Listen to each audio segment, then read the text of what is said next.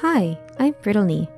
In this video, we're going to be covering a quick overview of one of my latest projects. This character is going to be very familiar for those who played in Delve League.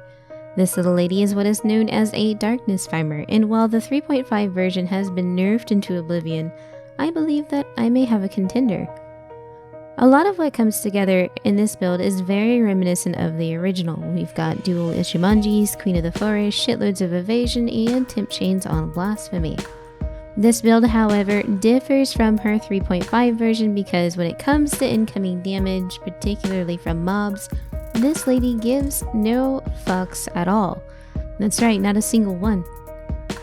The new darkness is a beast to contend with and of course very deadly. Each stack deals 0.5 of your EHP per second at 75 resistance.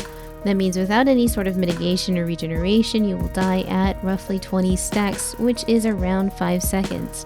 While going the way of previous darkness farming iterations will mean you can survive more stacks of darkness than this lady can, you are far too vulnerable with the nerfs to temp chains and phase run to reliably use this method anymore, at least not without an obscenely gratuitous amount of death. One of the other benefits to this new build is no more kiddie pool delving. This build is created to be functional at least 200 depth, which means you're going to be reliably finding fossils and resonators.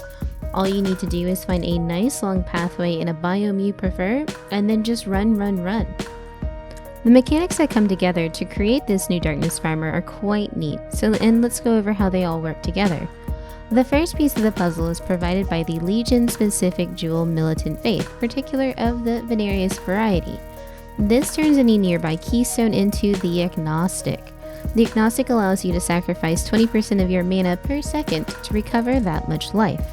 From here, we couple this with the new Enduring Mana Flask, which will not remove the flask effect even if you're at full mana, further augmented by all the delicious Mana Flask nodes added to the passive tree in 3.8 in order to force poor, innocent handcasters to cope in a world without mana leech, and we've got some pretty spicy interactions.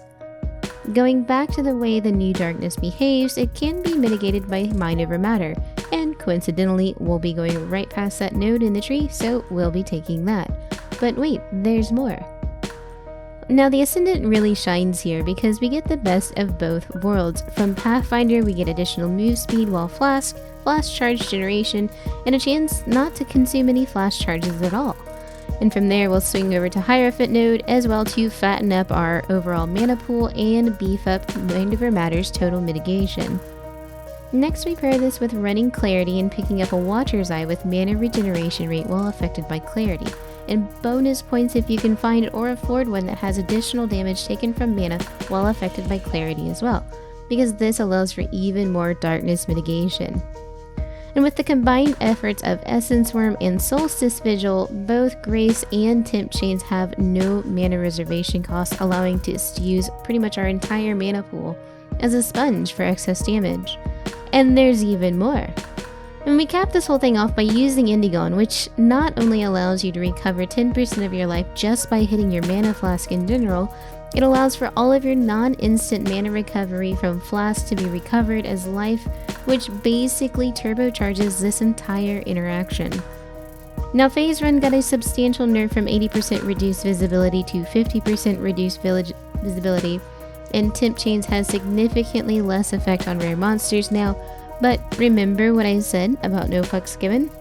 You're basically running around with 6 to 8k EHP, which includes all manners of mitigation and regeneration capabilities.